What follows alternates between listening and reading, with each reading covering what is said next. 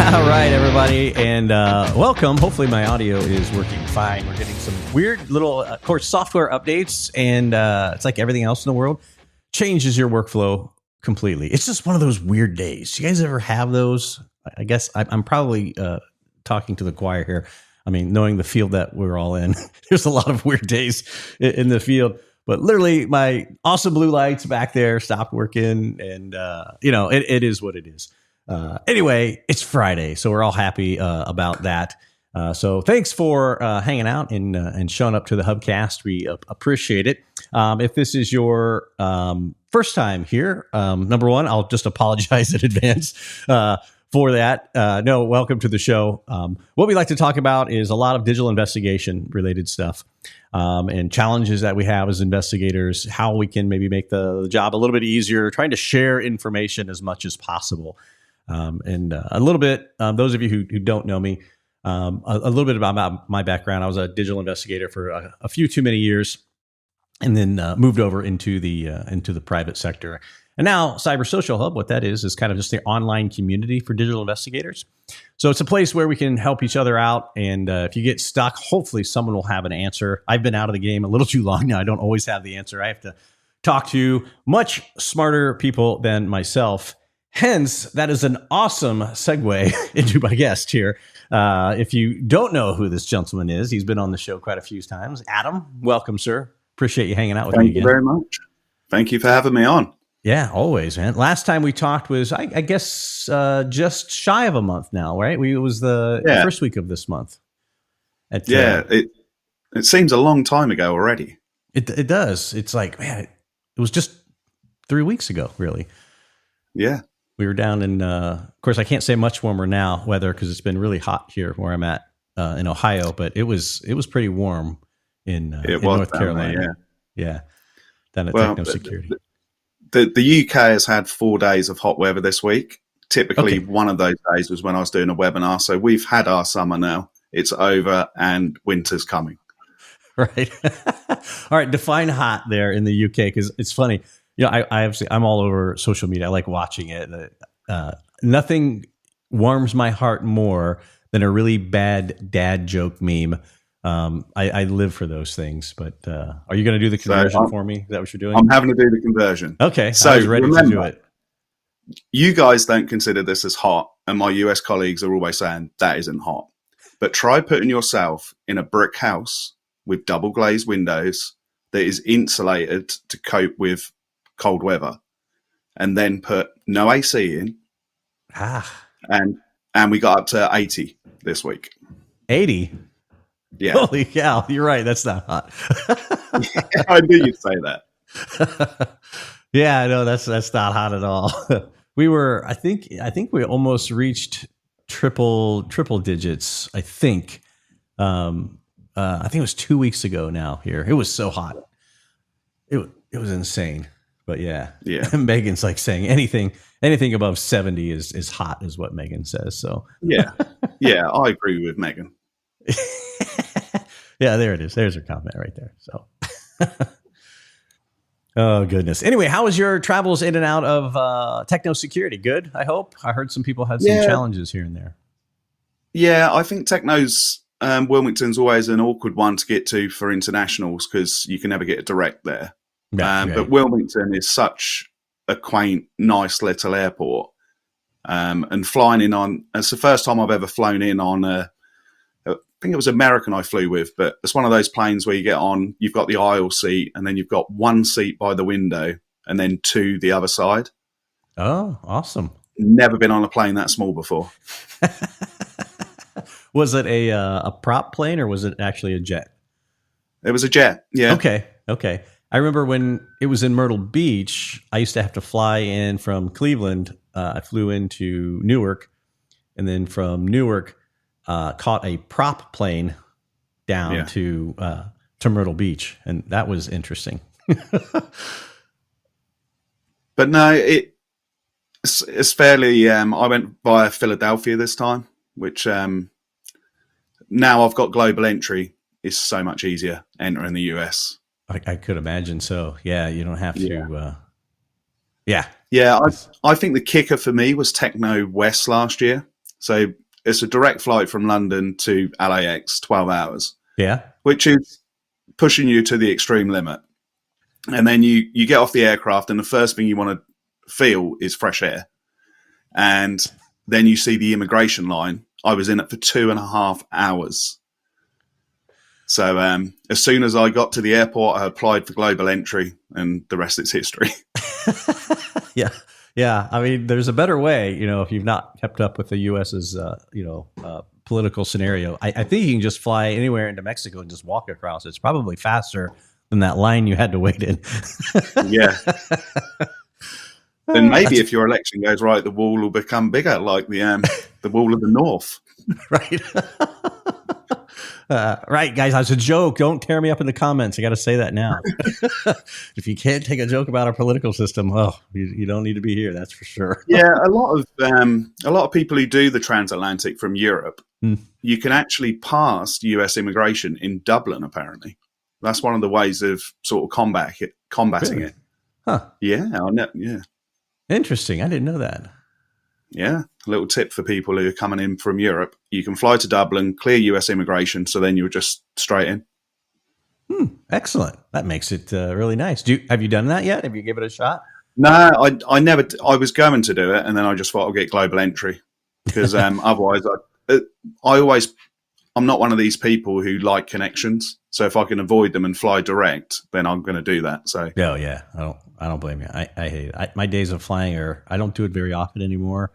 I don't miss it. So kudos to you for still traveling the globe and educating people in the realm of forensics for sure. Yeah, it's certainly the travel part is horrendous, but I enjoy meeting the industry is so different across the globe.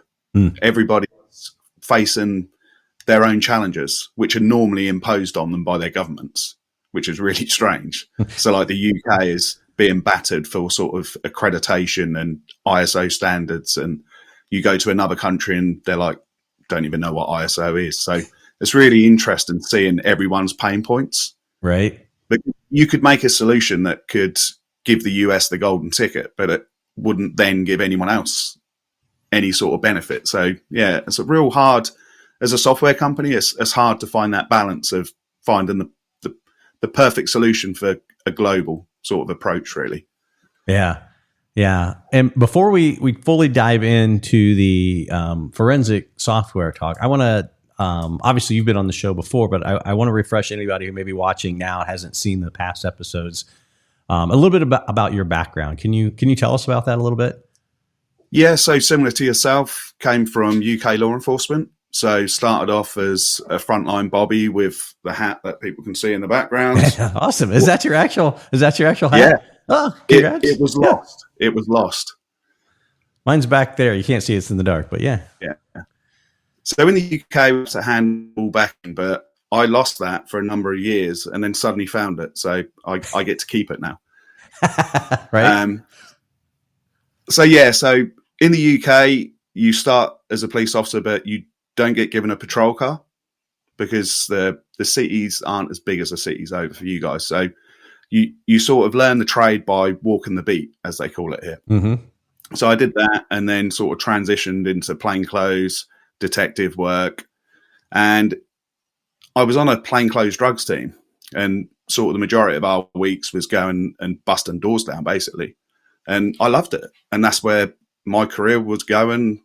I enjoyed it. I got trained in undercover work. It was sort of completely my world. And then we were executing a drugs bust. And as we were running into the property, I slipped on the grass and my kneecap ended up on that leg. And sort of popped it back in and my knee swelled, and ended up finding that I had an underlying issue with my knee and needed quite heavy surgery that was going to sort of take some time. So I was sidelined in my unit for quite some time, and I got bored. So I ended up doing a degree in software development. And it was sort of, as I was doing it, my boss at the time sort of said, rather than just sit on the sidelines here, do you want to go and work up in the cyber and the forensic unit? Go up there and help those guys out. So I went up there and I never escaped, and sort of ended my career in that unit, and then made the transition to the sort of private industry. Very cool. Yeah, it's a very similar path. Minus, I still have my knees intact, so that had to have been painful. Oh my gosh. Yeah, that was, and it's sort of, so for anyone who's ever dislocated anything will know this, but the dislocation is painful, but you then know that you've got to go through that same pain to get it back into place. Oh my goodness, yeah, that wouldn't have been. But yeah, and sort of my transition into the forensic unit in the police was, I sort of went into the sausage factory element. So back then it was mainly computer forensics. So we were imaging drives of FTK Imager. Then we were running sort of encryption checking software. We were running sort of JAD's first version of IEF to check for artifacts. And then we were using Lace, Blue Bear, to carve for images and videos if it was a CSAM job. And it was very much I was running 20 workstations. I didn't really have to think about it. I just had to follow a process. And then I'd set my 20 workstations off, and then I'd be sat there twiddling my thumbs. So I thought to myself, well, how can I automate this? So I ended up writing, it was an old school sort of command line script, because FTK Imager could be run by command line. Yeah. And several other tools could be. So I ended up, my 20 workstations, writing a script that would allow me to connect up to 9 drives on each machine and just walk away. So I pretty much did myself out of a job. Because you could come in on a Monday and you could set the whole week ahead, and it would image a drive. It would then run the encryption software. It would then run Axiom. It would then run Lace. So you didn't have to, because you remember the industry, Kevin. You'd go home and sort of 10 minutes after you left the office, that process would finish, and then it would be sat there idle overnight. Well, I sort of eliminated that issue. And my boss at the time sort of looked at it and said, Adam, do you want to move out of the sausage factory and come and work on, we called it in our unit, the further work. So the challenges that came in from court, which was this individual's gone not guilty. Can you dig deeper beyond what sort of the Axiom tools are telling us? And can you tell us what's really going on? And that's when I really sort of found my niche in the industry. That's the stuff I really enjoyed, because it was solving the puzzles that hadn't been solved. Right. That's what I enjoyed. Yeah, that's always a lot of fun when you finding new artifacts and just new ways to how is the system leaving the evidence. Yeah, it's fun. And I sort of, like I said, when I started, it was all computers. We'd sort of have, I don't know, 20 computer exhibits to 2 phone in a case. And then slowly over time, pendulum swung the other way.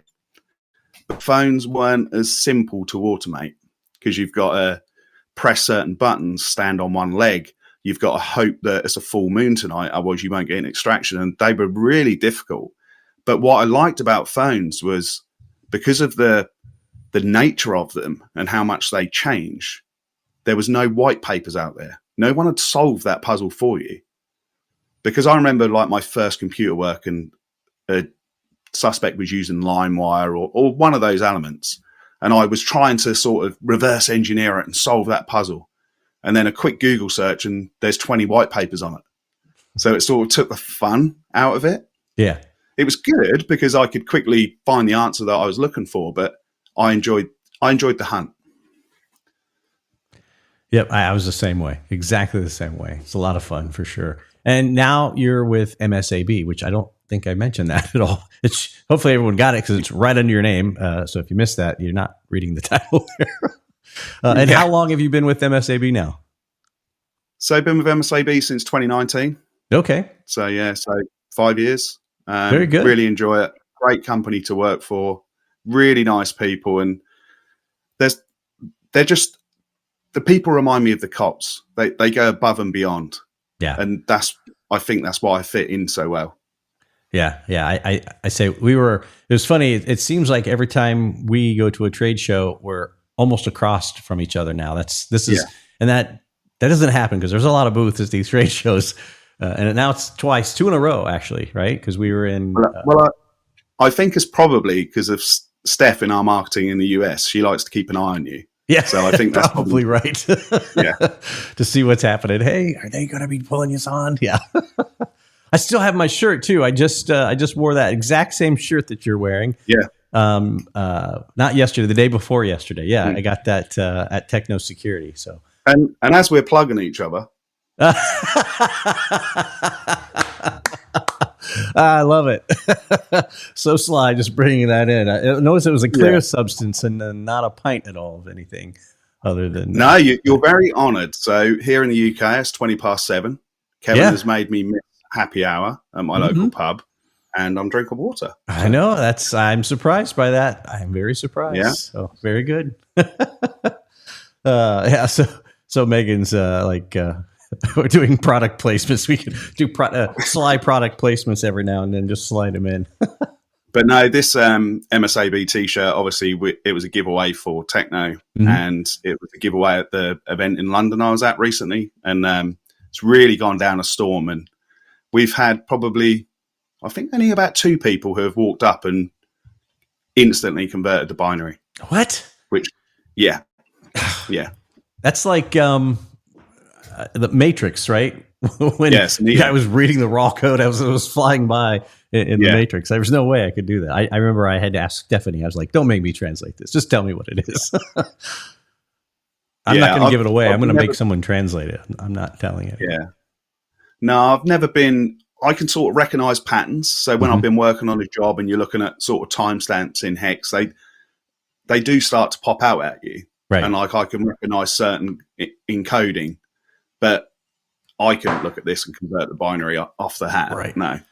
Binary is a different animal. Hex, you can see that. Like, I still remember, it's been, granted, years since I've ran a case, but I still know some of the hex values to for their ASCII conversions, and number conversions, just because you do so much of it to verify what your findings are that, man, it just stays with you. And it's a great party trick, but that's about it. People poke you like you're the monkey. I take it your wife's equally as impressed as mine is if I bring hex out. Yeah, exactly. Now you know my wife, so you've met her. She is not a nerd in the slightest. How she ended up with me, I still don't know. People are convinced I just bought her from an online magazine. But you know what I'm talking about. People who have met my wife don't understand. But I used to have this shirt. Speaking of binary, it was a black shirt, and it says there are 10 people in the world, those who understand binary and those who don't. Yeah. And I think she threw my shirt away. I'm not convinced, but I think she's like, this is so nerdy. It's out of here. No, it's 2. You got to convert the binary. And she's just looking at me like, I have no idea what you're speaking to me right now. Anyway. Yeah. I'm afraid it got lost in the laundry. Yeah, lost. Mistook it, the laundry basket for the waste can, I guess, huh? Yeah. That's exactly what happened. Speaking of these verifications, I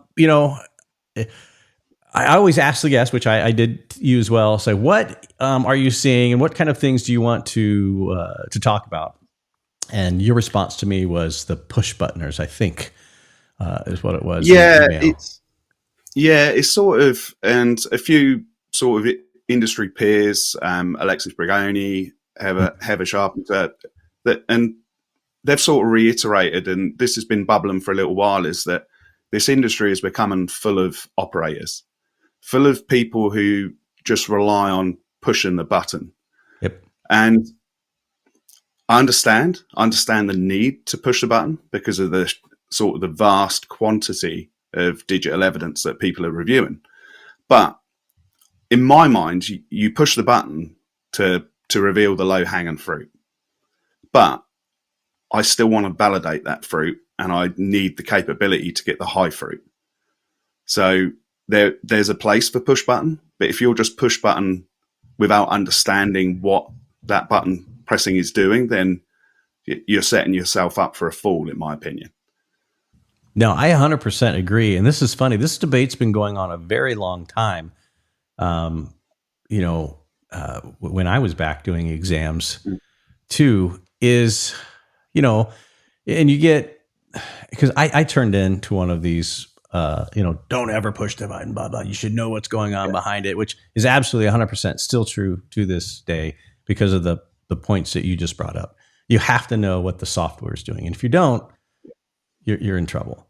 But then there's that balance of, should everyone be a digital forensic examiner? And that's what I call a digital forensic examiner. If you understand what's happening, it's like a mechanic of the car versus the driver of the car. It's kind of use a really loose analogy. Mm-hmm. The drivers of the car don't always understand what's happening under the hood, where the mechanic or / engineer understands, okay, hey, this car is wobbling a little bit because I know it's, this components. And that's what I relate to as a digital forensic examiner. Is that very similar to kind of a decent analogy in between there?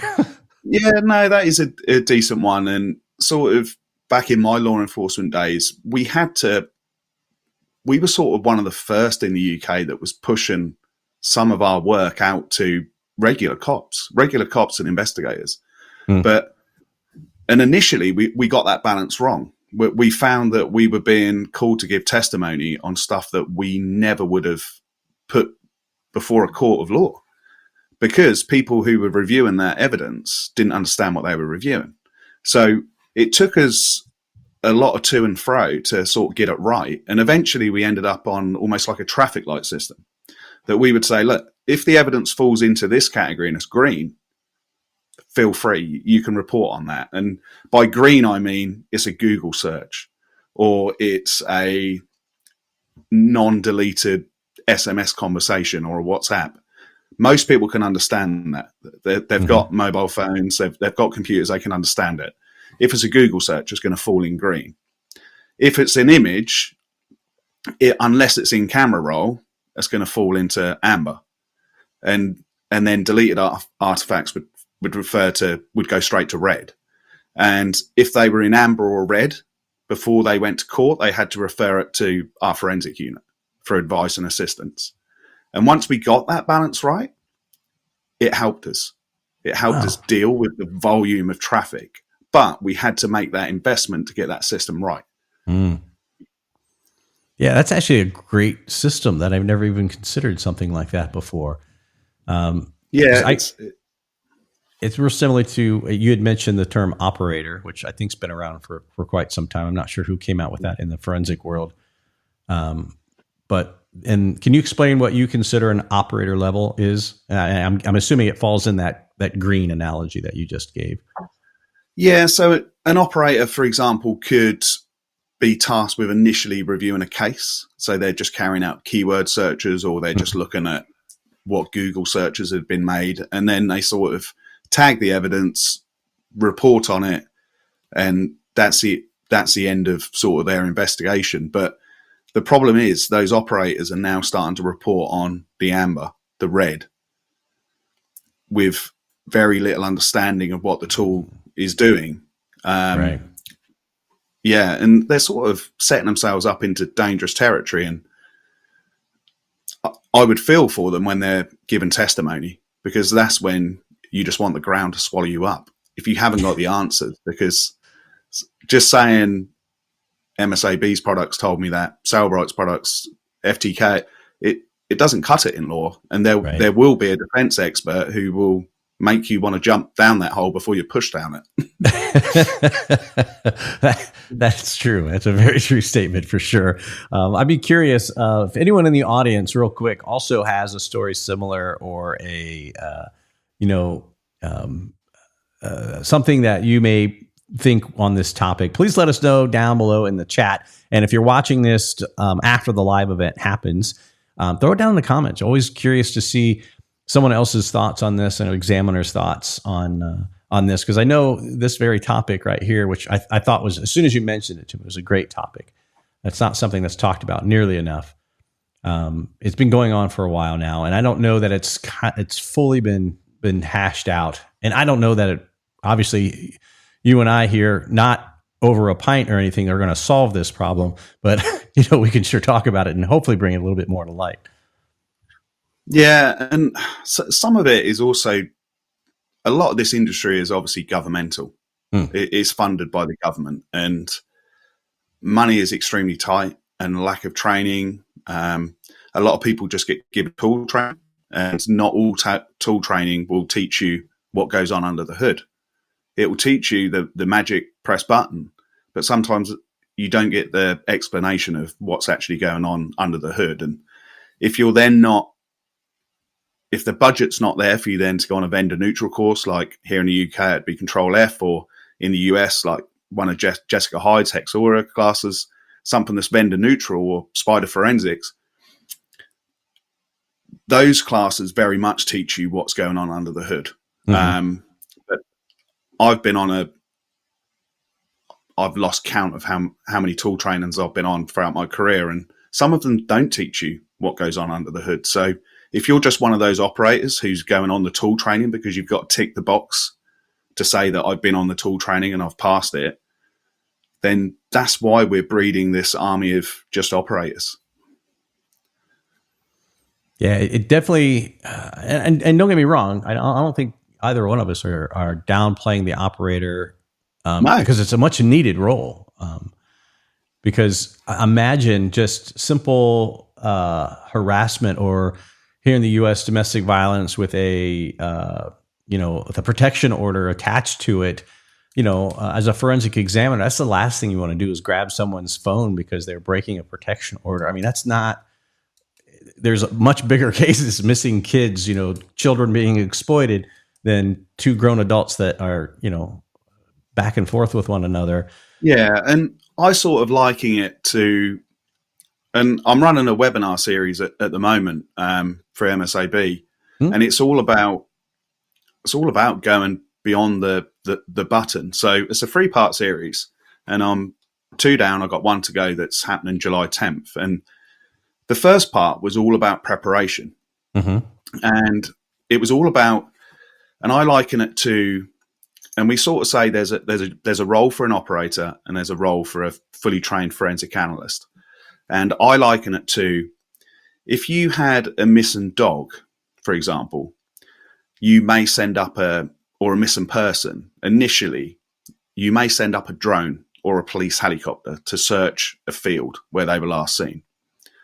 If you then added a bit more intelligence to that, and you heard on missing because they were suicidal, they've got previous self-harm, you then may think, well, we need to go a bit deeper than just sending up a police helicopter here. We may need to send in a search team of 10 officers to search for every blade of grass. And so it's all about triaging and assessing what is in front of you. So the first part of my webinar was all about the preparation. What is the case that you're trying to solve? What is it? What details about the case do you have? Do you have a date and time range? Do you have linked suspects? Are you looking? What is the offence that you're investigating?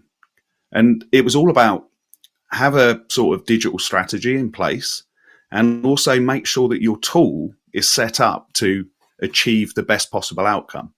Because every tool has got buttons that you can turn on. For example, you could run OCR, you could run sort of all of the different AI options that are now, but of course they add to your processing time. And would you want to turn OCR on, for example, for a job that contained text? No, you wouldn't. If it was for a fraud and you were wanting to go through scanned documents, then you might want to turn OCR on. So it's all about setting up a strategy before you just jump in. And then the second part of the webinar, which I've just recorded, was teaching people to use that strategy, but then what to do if you can't find the evidence. And so the tool has passed these 10 applications, but my digital strategy said the suspects were communicating on this application that the tool hasn't passed. How do you then go and tackle that? And how do you understand protobufs and ABX files? And how do you go into a database that's got embedded files in it? It's all about understanding sort of that element rather than relying on the tool to do everything for you. And then part 3 of the webinar is going to be how to report on that data, because a lot of people go too technical on their reports. And I've been guilty of that myself, and then paid the price at court when I'm giving testimony and they're asking about, I'm having to explain hexadecimal, and really you're creating a report for a jury who do and digital forensics. So it's about keeping your report relevant and to the facts. So yeah, it's been a really enjoyable webinar series to do. It's been a lot of interaction, a lot of good feedback, and again, it just shows that element of how do you deal with when the tool doesn't find evidence. Right. Now, you referred this, and I was trying to look around a little bit to see if I could find that series. How can people find your webinar series? Yeah, so if they have a look on MSAB's LinkedIn channels or the Twitter/X, it's been heavily advertised on there. Okay. Or perfect. If they look me up on LinkedIn, or if they just look for MSAB Big Marker, they should be able to find it with a Google search. Oh, that's right. You guys use that awesome platform as well. It's phenomenal. We do. Yeah, I'd used it somewhere else. I was really impressed. I will find the link for that too. If someone cannot find it for whatever reason, you should be able to. That's some great search terms that you could use, and I'll put them into the show notes down below, below the description. That way they can kind of link back. Yeah, but it's been attended really well, and I think one of the reasons is because we're doing a mini sort of CTF. So in part 2, I gave people access to a file, which is password locked, and I haven't given them the password yet because they've got to come back for part 3 to get the password. Right. And then I'm going to set them a series of questions, and it's going to be about an unsupported app. And the winner is going to get the MSAB challenge coin. Yeah. Do I have mine setting right here? I was just showing, I think, my wife for that. I think it's already back on the rack. Yeah, back there. So it's a really nice coin. It's got some hex on it. Steph, kudos to Steph. She designed it. Wow. But yeah, so I think because straight away people were like, they just want the coin. They really want the coin. So I thought, what a great way to incentivize people to get them deep diving and thinking outside of the find evidence button. Oh yeah, absolutely. That's great. Yeah. So I'd be curious to see how many people actually find the right answer. Now, how are you judging the winner on that? Is it the first person that finds it, or what's that? The speed. First person and the most correct answers. Yeah. Oh, excellent. Oh, that'll definitely be a challenge. Challenge. Now, do you have to have attended all 3 of the pieces in order to be able to solve that? You don't. You can obviously go on to part 2, quickly get the link to the files, download the files, and then just come back for part 3 to get the challenge if you think you're good enough. There you go. And when is part 3 again? July 10th. There you go. Oh, you got some time. Yeah. You got quite a little bit of time actually to go find that and download the files and participate. Yeah, and then the challenge will be set on July 10th. So they'll be able to download the files, and it's just a little portable case subset of a bigger extraction file. But they will soon realize that the app I'm interested in has not been nicely passed. Yeah, I mean, that'd be a little too easy, right? If you just push the button. Exactly. Yeah, that might be a little bit. That's awesome. I love hearing those things for sure. And that's great. Yeah. Yeah. And it's great for people in the industry to sort of refresh and sort of, especially if they haven't used MSAB's Examine tool, it sort of gives them an insight of how it could be used, because most of them will have Examine in their library, thanks to having XLY. So it's just good to show them, hey, there's another tool out there that can do these hard jobs. But I also enjoy it. There's a lot of students who participate as well. Oh, that's going to be interesting for sure. I may have to just find it and pop in, because we're talking a little bit of time yet. So yeah, I know there's a U.S. holiday, which you guys strategically didn't make it on the U.S. holiday, so that's good. Coming up. I will be too busy voting for the next UK person to take charge and fail again. Yeah, that's what we do for the 4th of July. We're our pain is a little bit more extended until the fall. So yeah, until that happens. Yeah, but no, like you said, the whole operator when and can it be solved? I don't think it can be.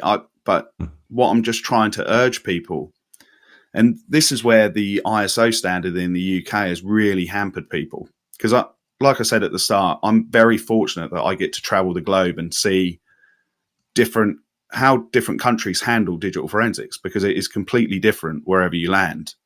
And the UK is very hampered by ISO, so accreditation. And a new person into the industry will walk into a police forensic unit, and they'll soon have to learn that if we get this cell phone, we have to follow this set of procedures. So they are being trained procedurally. And if they follow that procedure, and if it fails, it's almost as if they're thinking their intuition has gone, because it doesn't say it on my policy. And I sort of questioned someone. I was like, well, what would you do? Well, that's not in my policy, so I would put it back on the shelf. So ISO is really hampered thinking outside of the box. And I just wanted to sort of promote and change that, which is one of the reasons I sort of run this series, was to try and promote people to learn Python, learn skill sets that are going to benefit you and benefit others. Because that's one of the big things that I love to promote, is all of the open source projects that exist in this industry are absolutely amazing.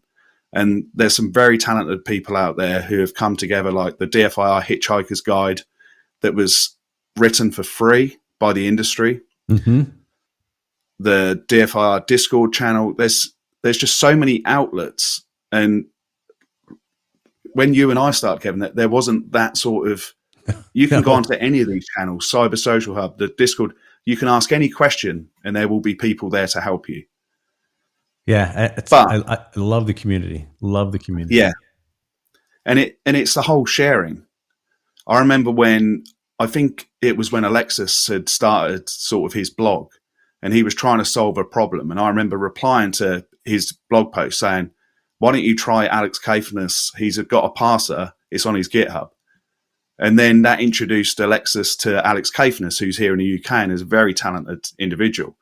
And that's what the industry is about. That's what we all prosper from. And if you've taken the time to solve an application and solve that puzzle, share it, write a blog post about it, because you then you have a far better understanding of the issue. So then if you do have to give testimony, you have a lot more confidence in the way you present that evidence, because you've tested it inside out. I also advocate for people to create test data. I'm always running with a test phone. Wherever I fly in the globe, I've got a test phone on me, and I'm always replicating, and then I'm extracting the device.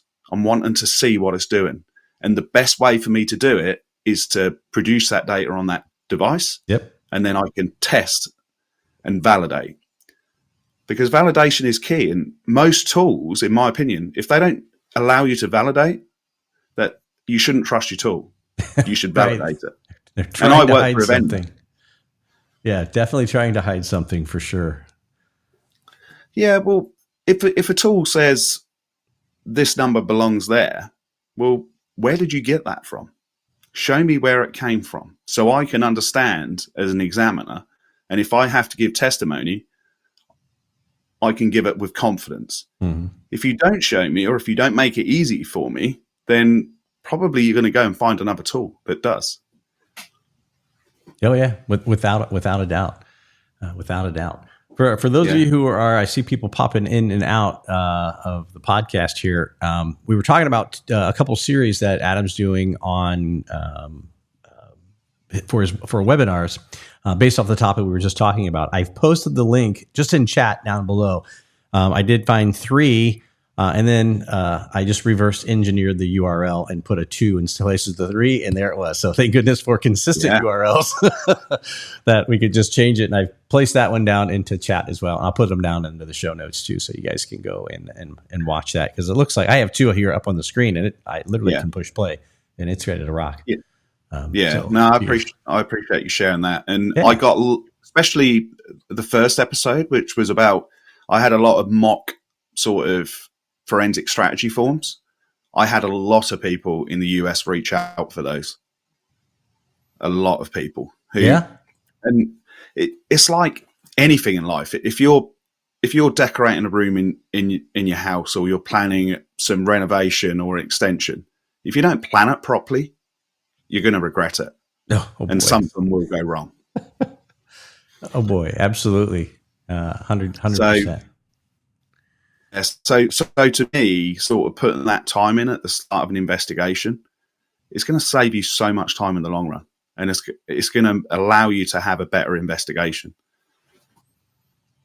Yep. No, absolutely. And you were talking about your test devices, and I don't know. I think it takes and that may be the defining characteristic between an operator and a true forensic person, is that you're a nerd and you really want to know what that device is doing. It's like, okay, what did it change, and how is it laying the data down to what I just did? And you really want to check. Where the operator, I don't know that they don't care. It's just they're not that interested in it. They want to get the results, but they're not that interested to dive into it. Like, we're a lot alike. We just dig down and go, okay, how's this doing this?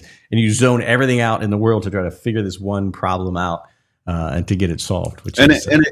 It goes back to your analogy of the driver of the car compared to the mechanic.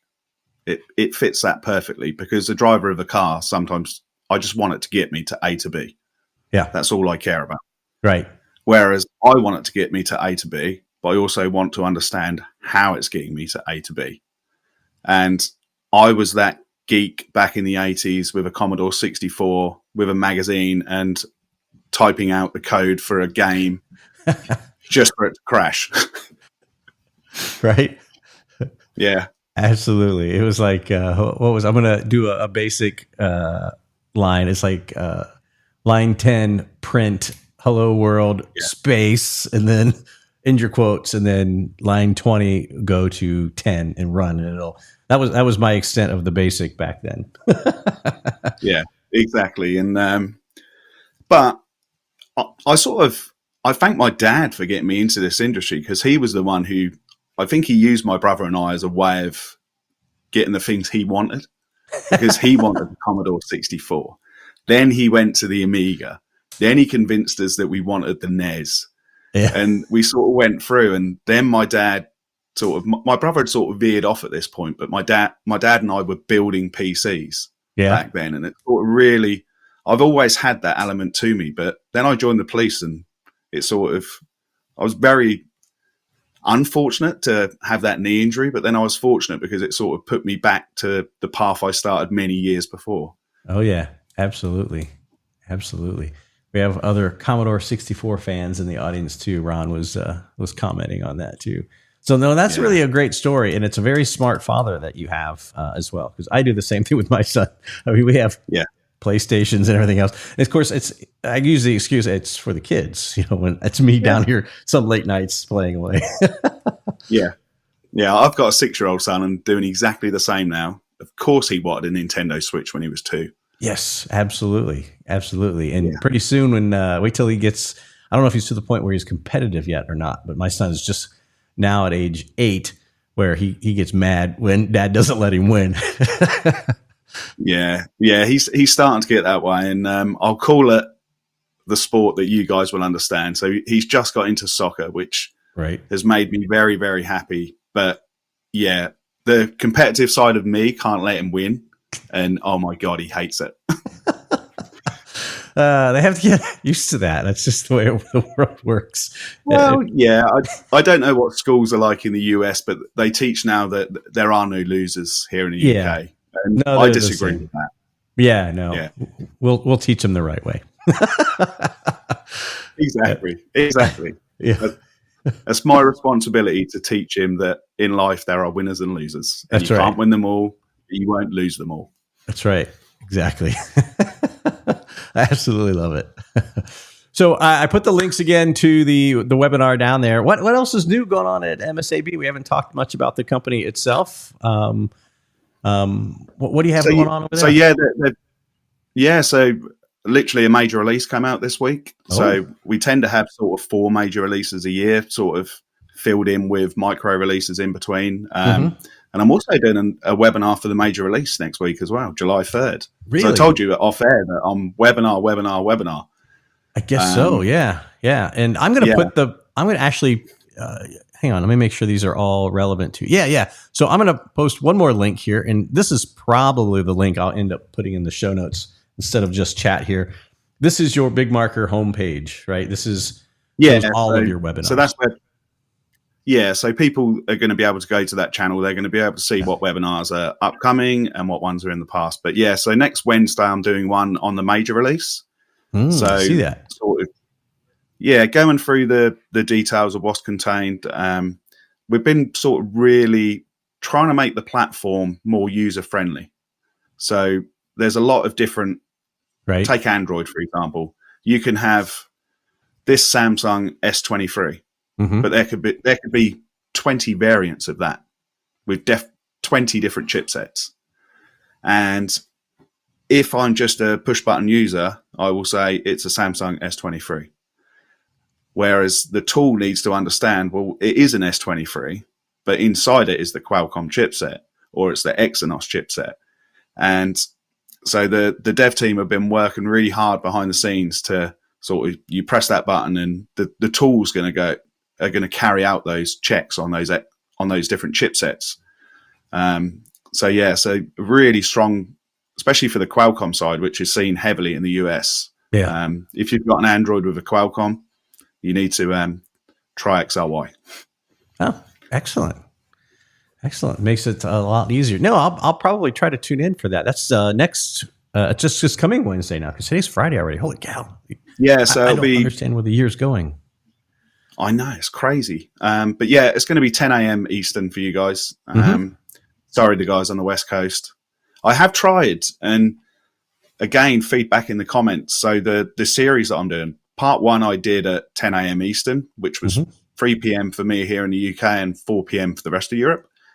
I tried pushing it back an hour. So I did it 4 p.m. UK, 11 a.m. Eastern, and tried to be kinder to the guys on the West at 8 a.m. But again, I still don't know if it's that sweet spot for them, as they're probably fed up of waking up with a Brit talking at them at 8 a.m. So. It's like, I haven't had my coffee yet. Exactly. Yeah.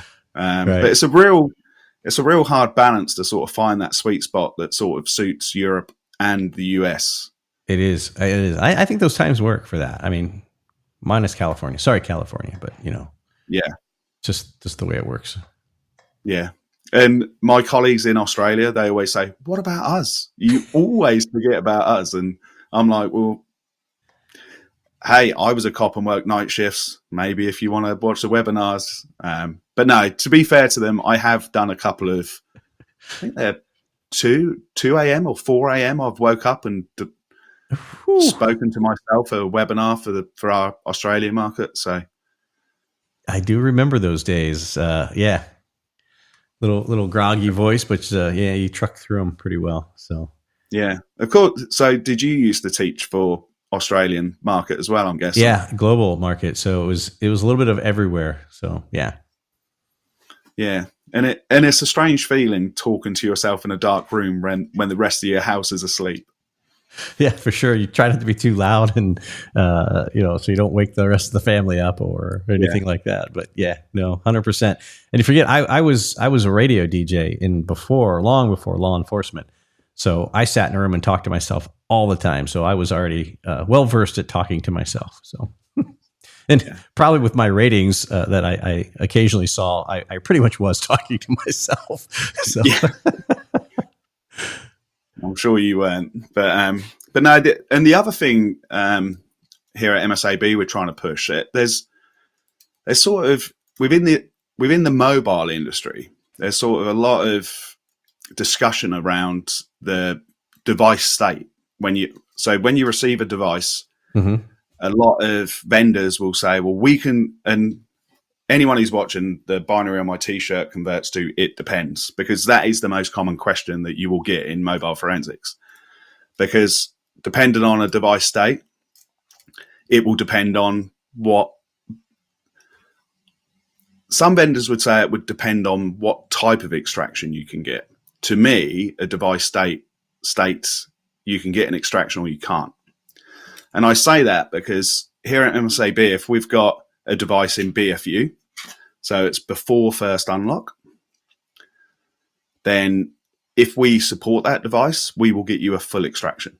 It's not a limited extraction. We're not just going to get you certain files. Whereas some vendors in the industry have said, no, a BFU, you're going to get a limited. And unfortunately, that then becomes accepted. So we're trying to change that. Try other tools, right? Because what one vendor says doesn't relate to every tool. Because to me, BFU, before first unlock, AFU, after first unlock, they are a device state. That is not an extraction capability. Here at MSAB, if we've got a device in BFU, we will brute force that device that then puts it into an AFU state that then allows us to get a full file system or a physical extraction. So really, it's a case of stop putting devices back on the shelf because you believe that it's BFU. Try the other tool that's in your office, or reach out to people and say, hey, before I put this back on the shelf, can you do anything? Yeah, I would do that all the time. If I couldn't get some, I'd be calling, because we'd use one particular piece of software because that's the budget we had. But you're aware of the other ones that exist. Call them and say, hey, can you get this? And guess what? You may switch your budget over to a new vendor if they're able to solve your case, especially if it's a major case. You definitely want to at least try. Yeah, exactly. And the Kirin devices from Huawei, for example. Oh, yeah. So us and a lot of other vendors have been able to get into them for some time. But one of their there was a certain type of encryption on those devices that no vendors could get into. And it's called, you'd see the error and you have to go on probably Cyber Social Hub, Discord, and just search for blob 341. That was the type of encryption that was given mobile forensic examiners a lot of headaches. Well, the clever guys in Stockholm have solved that for devices in AFU at this time. And they're still working on it, but they were very, very happy to get that over the line. And that came in the latest release. So if you've got any devices that you find, this is going to be blob 341, well, if it's AFU, then download the latest version because game on again. Heck yeah. That's awesome. Yeah. That's awesome. Well, Adam, I want to thank you, man, for hanging out with us today. And lots of great information. And for everyone watching, don't forget, I posted links in the chat for now, and they're going to be into the description of this soon after this goes live. But if you haven't checked out MSAB, just head on over to msab.com and check them out. And I also posted a link to, because you have that webinar coming up, a couple of them. Next Wednesday, and then again on, you say the 12th or the 10th? Yeah, the Wednesday after. So it's literally Wednesday. So there you go. Yeah, and make sure you check those out. I posted those links as well. Yeah. So I'm going to kind of stall here a little bit and see if there's any last minute questions for Adam or any other topic that you wanted to hit in the last couple of minutes here. Maybe that was something that we missed. Yeah, just to sort of reinforce for people in the industry to, if you're new to the industry or if you're established, it's all about have a test device and create test data, carry out research, and enjoy that part of the cat and mouse element of digital forensics and share it. If you create a Python script, share it with the community and contribute to some of these open source tools that are doing amazing things. And every tool needs to be validated. So even if you can only purchase one tool, there will be an open source tool available for you so you can go and validate that your paid tool is doing what it should be doing. And to me, it's all about just understand what's going on beyond that find evidence button and validate, which is what I always say. Make sure that your tool, if it's giving you a date and time, validate it and make sure that it's correct. Or if you do come across an unsupported app, research it, create test data, extract the device. Create data, log it, know exactly what you did, dates, times, keywords, go back in, hunt for it, and keep a log and write it up as a blog post, because you'll be amazed how somebody might be investigating a really serious, say a homicide, for example, and your research has then helped them solve it quicker. And that's how this community works. And I feel very humble and proud to be part of that. Absolutely 100,000,000%. That's the whole reason Cyber Social Hub exists, is for people to share that type of information with one another as they come across these things and discover new things. It's really what that community is about, and to share it. So if you do write something, please bring it in, post it. There's never a charge. If you just put it in there, somebody will find that information, and who knows who you may be helping. I mean, you may be helping a abducted child be found. You may be helping solve a homicide. Who knows what exactly is your small contribution may in turn do. So as Adam was saying, please do that. It's a great advice, Adam. I'd really appreciate it, man. Yeah. And just sort of finishing off, that in the webinar that I just did on Wednesday, I spoke about some of the artifacts that I investigated every investigation. So when a device extraction landed on my desk, the first thing I wanted to prove, and Brett Shavers talks about it, I needed to put the suspect on that device, provenance. That's the first. There's no point investigating anything else if you can't prove provenance. Right. So the first things that I would look for were account information. Then I would look for time zone, what the language was set to. That they would sort of be my building blocks for my investigation. And MSAB's got a customer forum, and I was very pleased that I went on there today, and one of our tech guys, a guy called Eric, who works in France, amazing with Python. He's now written a Python script that's free for our customers that will go and scrape that and put it into event details within XRY. Within a day, he's done that. Very cool. Yeah. And that's the community working, and that's how it works. Yep. Exactly so. All right. I don't see any questions. I agree with Ron in the chat. Go ahead. What's that? I agree with what Ron said in the chat. Oh, yeah. Talk to myself. I'm the only one that understands what I'm talking about. Yeah, that's true for a lot of us, I think.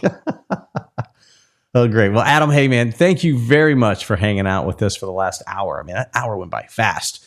So again, guys, check out msab.com and the links that are going to be in the notes below to catch the two webinars. Plus, I give you the web address for the entire webinar, please, or kind of the host for all of the webinars are going to be there. So make sure you do check those things out. So until then, Adam, thank you very much, sir. I appreciate it. And I'll see you at another conference, I'm sure, at some point here. Yeah, I'm sure you will. And thank you for having me on. And I'll go and change the liquid in this. Yeah, on a Friday, you absolutely have to. All right. Hey, take care. Thank you. Thanks, Kevin. Bye-bye.